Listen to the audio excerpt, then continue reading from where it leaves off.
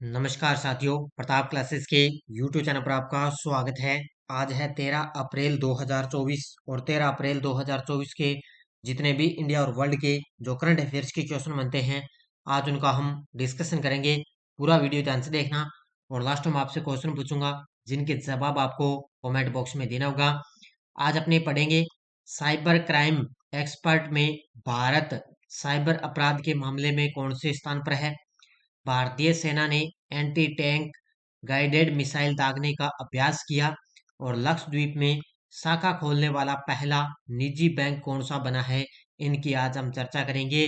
बढ़िया तरीके से डेली आपको मेरी सुबह 7 बजे ये करंट अफेयर्स की क्लास मिलती है, लेकिन कुछ कुछ कारणवश कुछ कार्य की वजह से कई बार आपको क्लास ये आधा घंटा ये 1 घंटे बाद लेट भी मिलती है। तो सारे विद्यार्थी एक बार वीडियो को लाइक शेयर करेंगे और जो साथी हमारे इस चैनल पर नहीं है तो जरूर आप चैनल को सब्सक्राइब करें और इसके पास ले बेल आइकन का घंटा दबाएं ताकि हम जैसे वीडियो अपलोड करें उसका नोटिफिकेशन आप तक है पहुंच जाएगा। तो सभी साथियों को गुड मॉर्निंग।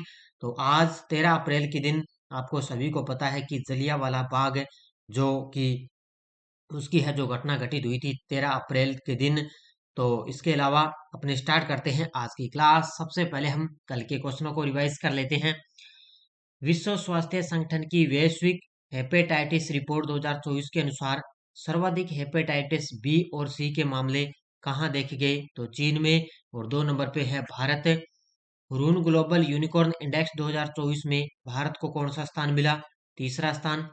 भारत के राष्ट्रपति ने विश्व होम्योपैथी दिवस पर एक होम्योपैथी संगोष्ठी का उद्घाटन कहाँ किया, नई दिल्ली में। किस देश ने डब्ल्यूटीओ में चावल के प्रति शांति खंड लागू किया, तो ये किया है अपने देश भारत ने। संगीत नाटक अकादमी कब से कब तक शक्ति संगीत और नृत्य के महोत्सव का आयोजन कर रही है, तो 9 से 17 अप्रैल।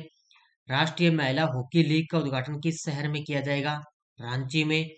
भारत का पहला निजी पृथ्वी अवलोकन उपग्रह TSAT-1A किसने लॉन्च किया, टाटा समूह ने। किस भारतीय मूल के न्यूरोलॉजिस्टिक्स को ब्रिटेन के विश्व स्तरीय शोध दल में शामिल किया गया, तो ये डॉक्टर अश्विनी केशवन को शामिल किया गया। किस लिमिटेड द्वारा बालिका सशक्तिकरण मिशन के एक नए संस्करण का नामकरण किया जाएगा, एनटीपीसी के द्वारा। किरण रिजिजू ने देश के सबसे ऊंचे मौसम टावर का 13 मार्च 2024 को वर्चुअली तौर पर उद्घाटन कहाँ किया, ये किया है भोपाल में। ये थे कल के क्वेश्चनों का रिवाइज हमने कर लिया। डेली आपको टेस्ट मिल रहा है, डेली आपको वार्षिक करंट अफेयर्स की टेस्ट सीरीज में वीकली टेस्ट मंथली टेस्ट सब आपको दिए जा रहे हैं। तो ये अपनी जितनी भी ऑनलाइन टेस्ट सीरीज चल रही है, नवरात्रा के अवसर पर आपको 9 दिनों तक है ऐप के अंदर 50% की छूट रहने वाली है। तो 9वें दिन के लिए आज आपके लिए 5वां दिन है। तो आज 5वां दिन हो चुका है। 9 दिनों तक अपने प्रताप क्लासेस ऐप के अंदर 50% की छूट रहेगी। और इसके अलावा अपनी जैसे फर्स्ट ग्रेड है, इंडियन पॉलिटी की है, ये इसके अलावा असिस्टेंट लोको पायलट है और ये आरपीएससी आरएस द्वारा ओल्ड क्वेश्चनों की टेस्ट सीरीज है। ये जितनी भी अपनी ऑनलाइन टेस्ट सीरीज है ये आप ले सकते हो। पहला क्वेश्चन आपके सामने, दुनिया भर के साइबर क्राइम एक्सपर्ट की नई रिसर्च के मुताबिक भारत साइबर अपराध के मामले में कौन से स्थान पर है। आजकल आपको पता है कि साइबर का जो मामला है, साइबर क्राइम है, वो बहुत ज्यादा बढ़ चुका है। इसके अलावा इसमें अपने आप आपने देखा होगा कि बैंक वगैरह जैसे अपने पैसे वगैरह निकालते हैं तो वहां पर अपने लिए बहुत ही ज्यादा धोखाधड़ी होती है। तो ये दुनिया भर के साइबर क्राइम एक्सपर्ट की एक नई रिसर्च के मुताबिक भारत है वो साइबर अपराध के मामले में भारत का 10वां स्थान है। कौन सा स्थान है, भारत इसके अंदर है 10वें स्थान पर है। देखो, दुनिया भर के साइबर क्राइम एक्सपर्ट की नई रिसर्च के मुताबिक भारत साइबर अपराध के मामले में 10वें स्थान पर रहा। इसमें भारत का साइबर अपराध में स्कोर कितना रहा है, 6.13 पर रहा है। कितना, 6.13 रहा। तो भारत का 10वां स्थान। इसमें एडवांस फीस पेमेंट से जुड़ी धोखाधड़ी सबसे आम क्राइम में बताया गया, यानी कि सबसे फीस है, फीस जो पेमेंट है ना जुड़ी धोखाधड़ी है, उसको अब की बार सबसे ज्यादा आम क्राइम में बताया गया। एक्सपर्ट ने वर्ल्ड क्राइम इंडेक्स जारी की है, इसमें 100 देशों को शामिल किया गया। टॉप पर है रूस देश है, दूसरे नंबर पर है यूक्रेन, तीसरे पायदान पर है चीन रहा और अमेरिका चौथे स्थान पर है। तो सबसे टॉप पर है। अब देखो रूस देश, रूस के अंदर ऐसा जो धोखाधड़ी है, साइबर क्राइम है, वो सबसे ज्यादा हो रहा है। और अपना देश भारत है वो 10वें स्थान पर है। और आप कोई भी साथी हो तो इसी भी मामले में आप पूरे सावधान रहा करो। हाल में भारतीय सेना ने किस राज्य में एंटी टैंक गाइडेड मिसाइल दागने का अभ्यास किया है? हाल ही में भारतीय सेना ने किस राज्य के अंदर एंटी टैंक गाइडेड मिसाइल दागने का अभ्यास किया? तो ये किया है सिक्किम के अंदर। Option number C. कहां पर किया है? सिक्किम राज्य के अंदर एंटी टैंक गाइडेड मिसाइल दागने का अभ्यास किया है। तो भारतीय सेना की त्रिशक्ति कोर ने सिक्किम के अंदर 17,000 फुट की ऊंचाई पर एंटी टैंक गाइडेड मिसाइल दागने का अभ्यास किया है। इस प्रशिक्षण अभ्यास में सेना की पूर्वी कमान और पैदल सेना इकाइयों की मिसाइल फायरिंग टुकड़ियों ने भाग लिया है। तो इसमें सेना की एक तो पूर्वी कमान है और जो पैदल सेना इकाई है मिसाइल फायरिंग, उन्होंने इसके अंदर भाग लिया। उच्च उच्च ऊंचाई वाले माहौल में एटीजीएम प्रणाली के प्रदर्शन के दौरान एक मिसाइल एक टैंक के लक्ष्य को हासिल किया है। तो इसका लक्ष्य था एक मिसाइल एक टैंक, इसका लक्ष्य था, उसको हासिल कर लिया। और सिक्किम के अंदर एंटी टैंक गाइडेड मिसाइल दागने का अभ्यास किया है। हाल में किस देश ने पहली बार सी डोम डिफेंस सिस्टम को तैनात किया है? हाल ही में किस देश ने पहली बार सी डोम डिफेंस सिस्टम को तैनात किया? और ये किया है इजराइल ने। ये तस्वीर में आप देख सकते हो, इजराइल के द्वारा पहली बार एक सी डोम, ये एक नौ सैनिक संस्करण है, ध्यान रखना क्या है, एक नौ सैनिक संस्करण है, सी डोम डिफेंस सिस्टम है। और इसको तैनात किसने किया है? इसको तैनात किया है इजराइल ने। तो इजराइल की ओर से इसकी जानकारी देते हुए कहा गया कि पहली बार दक्षिणी शहर इलियट के पास सी डोम तैनात किया गया। तो पहली बार दक्षिणी शहर इलियट के पास में सी डोम तैनात किया गया। इजराइल ने अपने हवाई क्षेत्र में प्रवेश करने वाले संदिग्ध टारगेट को रोकने के लिए ये रक्षा प्रणाली तैनात की। यानी कि इजराइल देश ना, वो जो हवाई क्षेत्र है ना, वहां से प्रवेश करने वाले कोई भी संदिग्ध आदमी है, कोई भी व्यक्ति आ जाए तो उसको टारगेट करना है, उसको रोकने के लिए यही रक्षा प्रणाली तैनात की। इजरायली सेना के मुताबिक सार 6 श्रेणी के कार्वेट जर्मन निर्मित युद्धपोतों पर सी डोम का इस्तेमाल किया गया है। क्यूएस वर्ल्ड यूनिवर्सिटी रैंकिंग 2024 के अनुसार भारत को अनुसंधान उत्पादन में वैश्विक स्तर पर कौन सा स्थान मिला है? तो क्यूएस वर्ल्ड यूनिवर्सिटी रैंकिंग 2024 के अनुसार है भारत को अनुसंधान उत्पादन में वैश्विक स्तर पर भारत को चौथा स्थान मिला है। कौन सा स्थान मिला इसके अंदर? भारत को चौथा स्थान मिला है। तो लंदन स्थित उच्च शिक्षा विशेष की फर्म क्वाक्लेरिस साइमंड्स क्यूएस द्वारा 10 अप्रैल 2024 को वर्ष 2024 क्यूएस वर्ल्ड यूनिवर्सिटी रैंकिंग जारी की गई। इसमें मात्रा के मामले में भारत अब दुनिया का चौथा सबसे बड़ा शोध या अनुसंधान उत्पादक बन गया। और इस अवधि में 1.3 मिलियन अकादमिक पेपर तैयार किए गए हैं। तो भारत है वो अब अनुसंधान उत्पादन वैश्विक स्तर पर चौथा स्थान भारत का आ गया।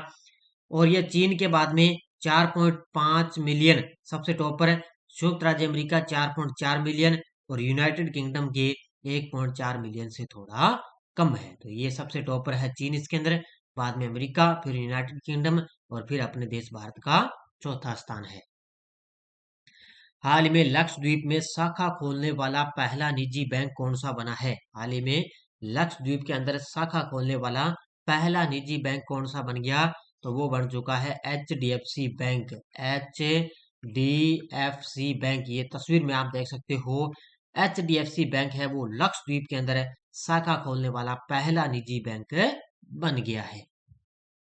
तो ये निजी ऋणदाता HDFC बैंक ने लक्षद्वीप के कवरत्ती द्वीप में एक शाखा खोली है, जिसे केंद्र शासित प्रदेश में उपस्थिति रखने वाला एकमात्र ये निजी क्षेत्र का बैंक बन गया। कि केंद्र शासित प्रदेश के अंदर पहली बार एक निजी बैंक है वो HDFC है, उसने पहली बार केंद्र शासित प्रदेश में शाखा खोली। इसका उद्देश्य व्यक्तिगत बैंकिंग और डिजिटल बैंकिंग समाधानों पर ध्यान देने के साथ सेवाओं की एक विस्तृत श्रृंखला की पेशकश करके लक्षद्वीप में बैंकिंग बुनियादी ढांचे को उन्नत करना है। हाल ही में सुविधा पोर्टल किसने लॉन्च किया है? हाल ही में सुविधा पोर्टल, अब आपको पता है और कौन लॉन्च करता था? चुनाव का टाइम है तो चुनाव आयोग के द्वारा ही सुविधा पोर्टल लॉन्च किया गया, यानी कि हर व्यक्ति को वोट डालने की सुविधा रहे, इसलिए चुनाव आयोग ने सुविधा पोर्टल लॉन्च किया है। तो सभी चुनावी अनुमतियों को संसाधित करने के लिए एकल खिड़की के लिए भारत निर्वाचन आयोग ने सुविधा पोर्टल नामक एक एप्लीकेशन लॉन्च किया है। तो भारत निर्वाचन आयोग ने सुविधा पोर्टल नामक एक एप्लीकेशन लॉन्च किया। यह एप्लीकेशन उम्मीदवार और सीमित कार्यक्षमता वाले राजनीतिक दलों के लिए तैयार किया गया है। किसके लिए है ये एप्लीकेशन? है ना, ये उम्मीदवार और कार्यक्षमता वाले राजनीतिक दल है उनके लिए तैयार किया गया। ये एक वेब आधारित एप्लीकेशन है जो अनुमति आवेदन भरने का विकल्प प्रदान करता है। तो अनुमति आवेदन भरने का विकल्प प्रदान करेगा ताकि जो मतदाता वोट डालने वाले उनको बढ़िया तरीके से उनका सुविधा मिल सके। किस आईआईटी के शोधकर्ताओं ने रोग की प्रकृति में महत्वपूर्ण प्रोटीन साइटोकिन्स का तेजी से पता लगाने के लिए एक नैनो सेंसर विकसित किया है? और ये किया है किसने? आईआईटी जोधपुर के शोधकर्ताओं ने। ऑप्शन नंबर सी, जो आईआईटी के जोधपुर के शोधकर्ता उन्होंने रोग की प्रकृति में एक महत्वपूर्ण प्रोटीन है साइटोकिन्स, इसका तेजी से पता लगाने के लिए उन्होंने एक नैनो सेंसर विकसित किया है। किसने? आईआईटी जोधपुर के शोधकर्ताओं ने। तो भारतीय प्रौद्योगिकी संस्थान जोधपुर के शोधकर्ताओं ने विभिन्न सेलुलर कार्यों को नियंत्रित करने वाले महत्वपूर्ण प्रोटीन साइटोकिन्स का तेजी से पता लगाने के लिए डिजाइन किए गए एक अभूतपूर्व नैनो सेंसर का नामकरण किया है। इसका उद्देश्य क्या होगा? ये नवोन्मेष का उद्देश्य है कि देरी से निदान और रोग की प्रकृति में प्रारंभिक चेतावनियों के अभाव के कारण होने वाली उच्च मृत्यु दर से निपटना, यानी कि इससे क्या होगा? जो नैनो सेंसर है ना, ये क्या काम करेगा? ये जो साइटोकिन्स है ना, जो रोगों से प्रोटीन साइटोकिन्स है उसका तेजी से पता लगाने के लिए, उसके निदान और रोग की प्रकृति को रोकने के लिए ये क्या है? एक नैनो सेंसर का नामकरण किया है। किसने? आईआईटी जोधपुर के शोधकर्ताओं ने। 19 वर्षीय उदित ने किर्गिस्तान के बिश्केक में एशियाई कुश्ती चैंपियनशिप 2024 में पुरुषों के 57 किलोग्राम भार वर्ग में कौन सा पदक जीता है? 19 वर्षीय उदित ने किर्गिस्तान के बिश्केक में एशियाई कुश्ती चैंपियनशिप 2024 में पुरुषों के 57 किलोग्राम वर्ग में पदक जीता है, रजत पदक जीता है। Option number B. ये तस्वीर में आप देख सकते हो, ये है 19 वर्षीय उदित है और इन्होंने एशियाई कुश्ती चैंपियनशिप में 57 किलोग्राम वर्ग में रजत पदक जीता है। तो भारत के 19 वर्षीय उदित ने किर्गिस्तान के बिश्केक में एशियाई कुश्ती चैंपियनशिप 2024 में 57 किलोग्राम में रजत पदक जीता। इसके अलावा अभिमन्यु पुरुषों का 70 किलोग्राम और विक्की पुरुषों का 97 किलोग्राम में उन्होंने प्रतियोगिता के शुरुआती दिन के बाद में अपने अपने भार वर्ग में कांस्य पदक जीतकर भारत के पदकों की संख्या 3 कर दी। अब इन दोनों ने तो, अभिमन्यु और विक्की ने, इन्होंने कांस्य पदक जीता और भारत का उदित है उसने रजत पदक जीता है। तो भारत को अब तक इन्होंने 3 संख्या पदकों की कर दी है। हाल ही में दिवंगत नोबेल पुरस्कार विजेता पीटर हिंग्स ने किसका आविष्कार किया है? हाल ही में इनका निधन हो चुका है। तो दिवंगत है नोबेल पुरस्कार विजेता, इनका हाल ही में निधन हो गया, पीटर हिंग्स, और उन्होंने आविष्कार किया था गोल्ड पार्टिकल का। Option number B. किसका? गोल्ड पार्टिकल का उन्होंने आविष्कार किया था। इसका उत्तर हो जाएगा ऑप्शन नंबर बी। तो ये ब्रिटिश भौतिक वैज्ञानिक पीटर हिंग्स का 94 वर्ष की आयु में निधन हो गया।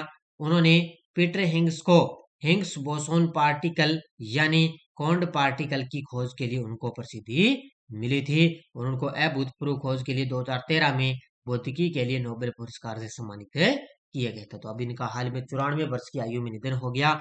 इन्होंने गोल्ड पार्टिकल की खोज की और 2013 में इनको भौतिकी के लिए नोबेल पुरस्कार मिला था।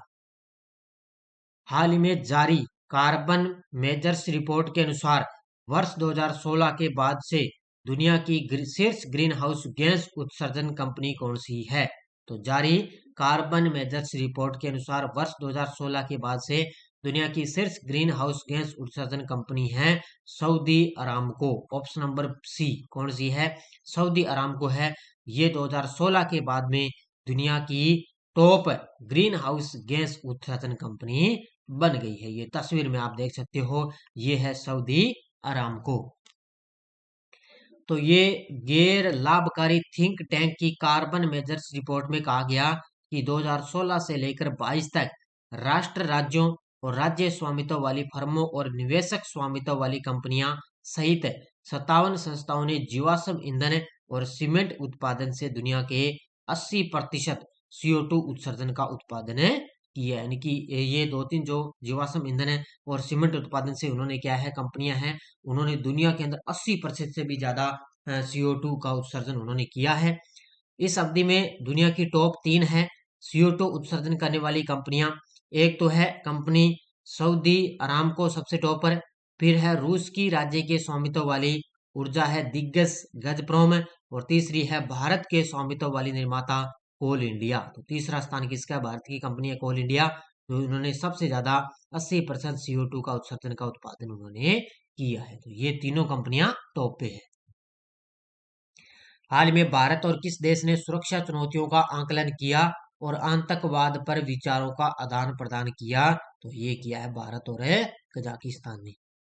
तो अभी भारत और कजाकिस्तान के बीच में सुरक्षा चुनौतियों का आकलन किया गया, उन्होंने चर्चाएं की है और आतंकवाद पर विचारों पर आदान प्रदान भी किया है। तो भारत और कजाकिस्तान के बीच में आतंकवाद से रिलेटेड बहुत सी चर्चाएं बैठक हुई है अभी।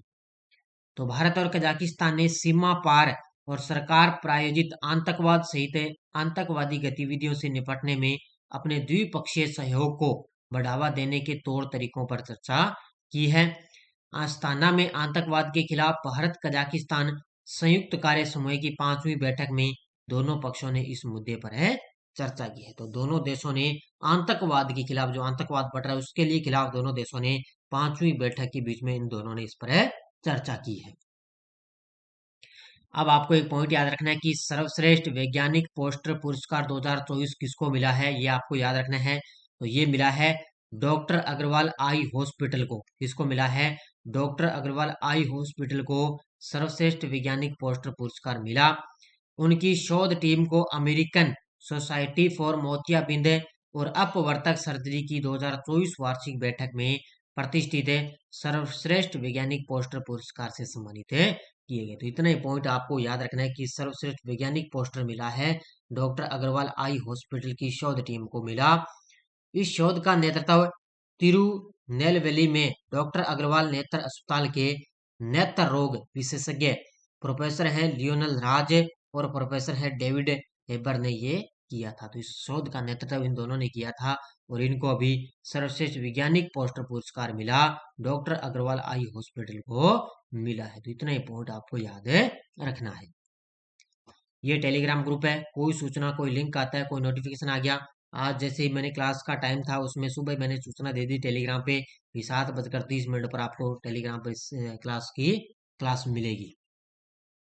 चुनाव संबंधी जानकारी के लिए बूथ राबता वेबसाइट किसने लॉन्च की? तो ये की है पंजाब ने। बहुत सारे विद्यार्थियों ने बड़े शानदार तरीके से जवाब दिए, उन सभी को हार्दिक शुभकामनाएं। अब देखो क्वेश्चन फॉर यू, हाल में मोंटे कार्लो मास्टर्स में मुख्य ड्रा मैच जीतने वाले पहले भारतीय कौन बने? सुमित नागल, रोहन बोपन्ना, सात्विक साईराज, चिराग शेट्टी। इसका जवाब आपको कमेंट बॉक्स में देना है। ये थी आज की अपनी बढ़िया तरीके से क्लास। तो सारे विद्यार्थी वीडियो को ज्यादा ज्यादा लाइक शेयर करते रहना।